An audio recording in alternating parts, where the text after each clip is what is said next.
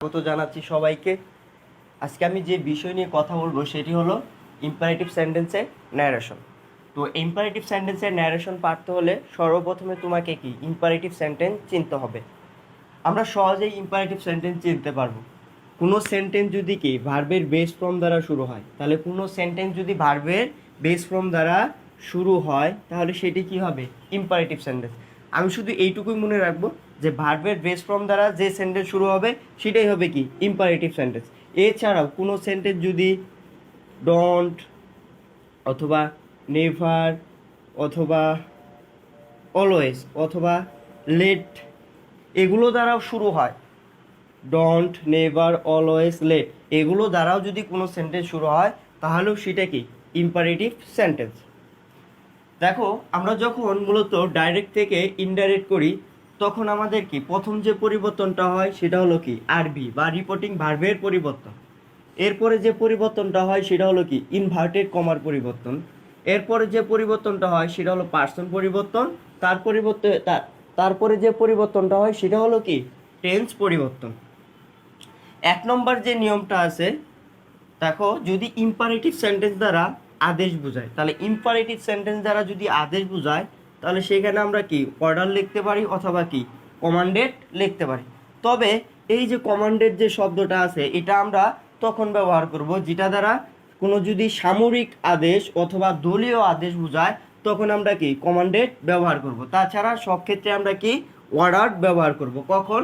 যদি ইম্পারেটিভ সেন্টেন্সটা দ্বারা কি বোঝায়? আদেশ বোঝায়। এখন দেখো, যদি ইম্পারেটিভ সেন্টেন্স দ্বারা উপদেশ বোঝায় তাহলে সেখানে কি হবে? অ্যাডভাইসড হবে। আর যদি অনুরোধ বোঝায় তাহলে হবে কি রিকোয়েস্টেড। তাহলে দেখো, আদেশ বোঝালে অর্ডার অথবা সামরিক অথবা দলীয় আদেশ বোঝালে সেখানে কি হবে? কমান্ডেড। আর উপদেশ বোঝালে হবে অ্যাডভাইস। আর অনুরোধ বোঝালে হবে রিকোয়েস্টেড। আর ইনভাইটেড কমার পরিবর্তে কি হবে? ইনভার্টেড কমার পরিবর্তে হবে কি টু। এখন দেখো, এখানে যদি পার্সন থাকে তাহলে পরিবর্তন হবে। আর এই যে টেন্সের যে জায়গা আছে এখানে কি হবে? ভার্বের বি অন, তারপরে কি বাকি অংশ। মূলত টু এর পরে যে ভার্বটা বসে সেটা সবসময় কি ভার্বের বেস ফর্ম হয়। এখন আমরা উদাহরণের সাহায্যে খুব সহজেই দেখব।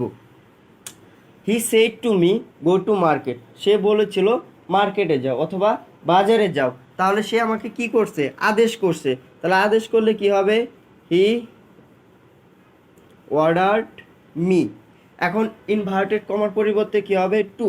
আর এখানে তো কোনো পার্সন নাই, তাহলে পার্সন যেহেতু নাই তাহলে আমার কি অতিরিক্ত পার্সন আমার আনারও দরকার নাই। নাই তো নাই, যদি থাকতো তাহলে সেই পার্সনটা কি হয়ে যাইতো? চেঞ্জ হয়ে যাইতো। যেহেতু পার্সনের কোনো পরিবর্তন হয় নাই, এখানে দেখো এরপরে কি আমার টেন্স পরিবর্তন।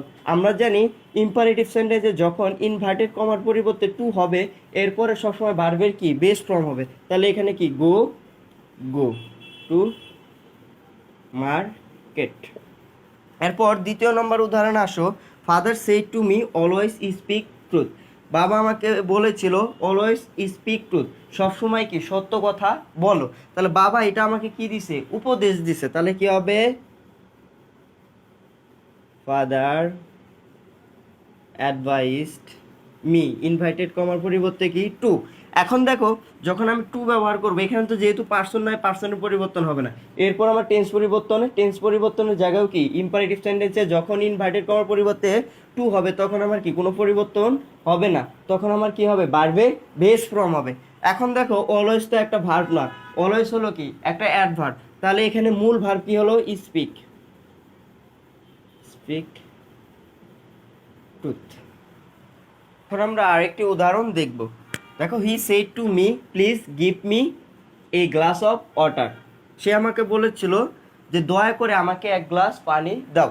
তাহলে দেখো, আমার পিপাসা লাগছে, আমি এখন কি আমার পানি পান করা দরকার। তো আমি তার কাছে কি করতেছি?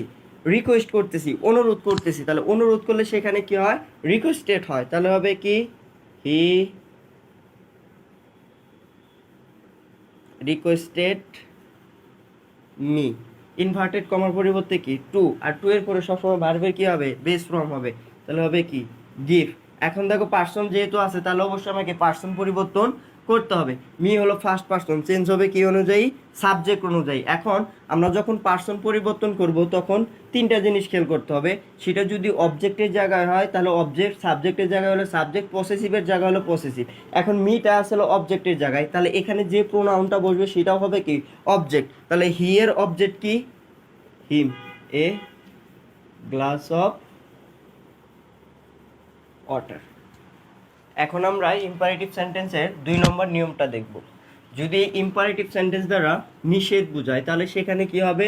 ফরবিড হবে। মূলত আমাদের কিন্তু ডাইরেক্ট থেকে ইনডাইরেক্ট করতে হয়, ডাইরেক্টে কিন্তু কোনো কিছুই চেঞ্জ হয় না।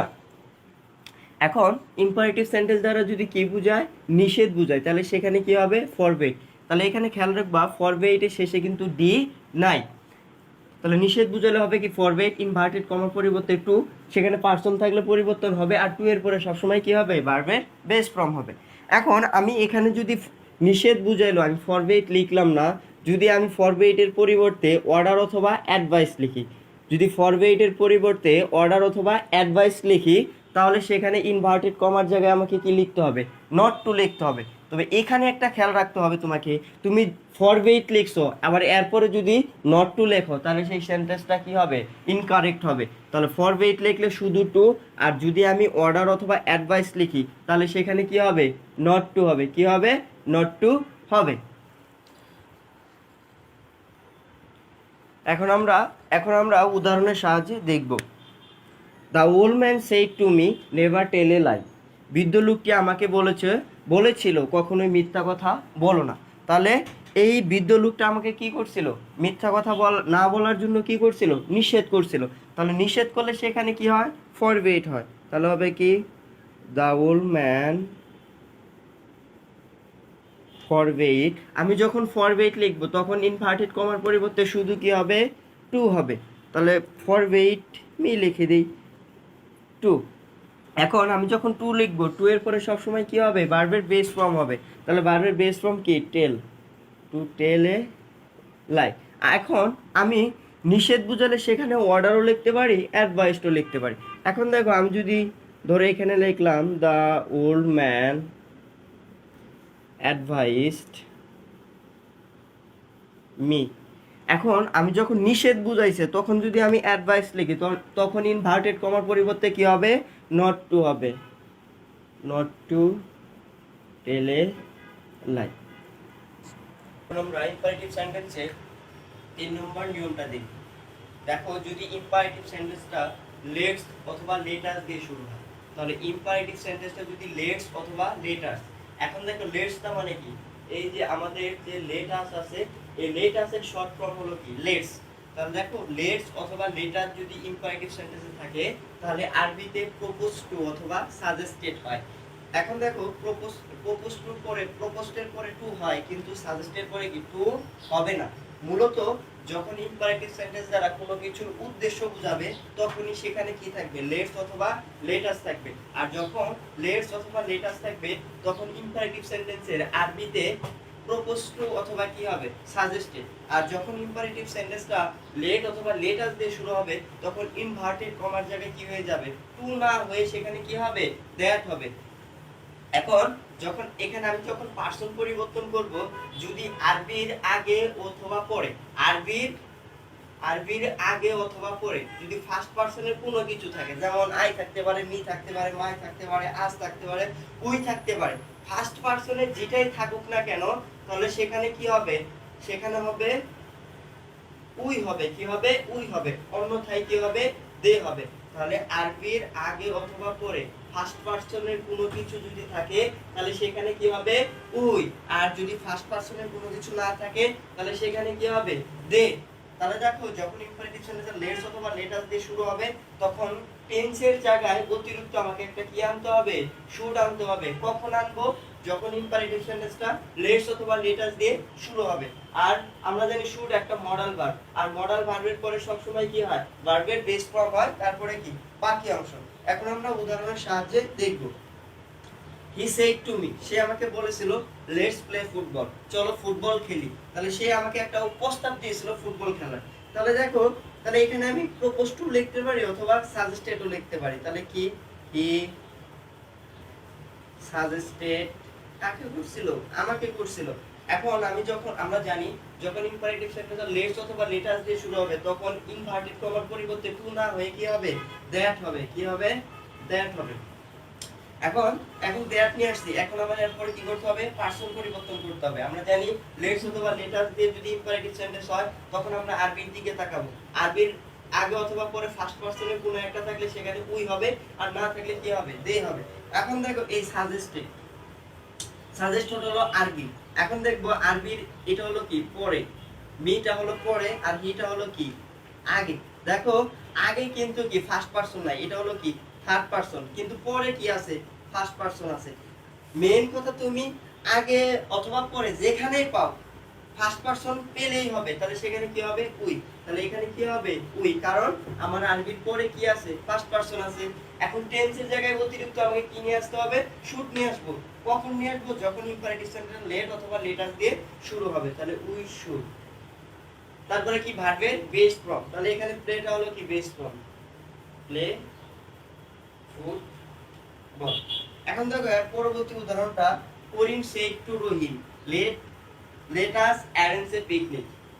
করিম রহিমকে বলেছিল চলো আমরা একটা পিকনিকের কি করি, আয়োজন করি। তাহলে এখানে আমি কি লিখব, করিম প্রপোজ টু রহিম। এখন ইনভার্টেড কমার পরিবর্তে কি হবে, দ্যাট। এখন আমাকে এখানে কি আনতে হবে, একটা সাবজেক্ট প্রোনাউন আনতে হবে। এখন দেখতে হবে এই প্রপোজ টু হলো আরবি, এখন আরবির পরে হলো কি থার্ড পারসন, সেটা হলো কি রহিম, আর আগেও হলো কি করিম, এটা হলো কি থার্ড পারসন। দেখো তো আগে অথবা পরে ফার্স্ট পারসনের কোনো কিছু আছে, আই, মি, উই, আস, এগুলোর কোনো একটা আছে নাই। যখন না থাকবে তখন সেখানে কি হবে, দে হবে। আর টেন্সের অতিরিক্ত একটা কি আসবে, শুড আসবে। তাহলে দে শুড, তারপরে কি ভার্বের base form arrange a picnic. আমরা ইম্পারেটিভ সেন্টেন্সের 4 নম্বর নিয়মটা দেখব। দেখো 3 নম্বর নিয়মটা ছিল কি, লেটের পর যদি কি থাকে, আস অবজেক্ট থাকে। আর 4 নম্বর নিয়মটা হলো কি, লেটের পরে যদি আস ব্যতীত অন্য অবজেক্ট যেমন মি, হিম, হার, দেম এগুলোর কোনো একটা যদি থাকে তাহলে আরবিতে আমি টোল্ডও লিখতে পারি অথবা কি রিকোয়েস্টেডও লিখতে পারি।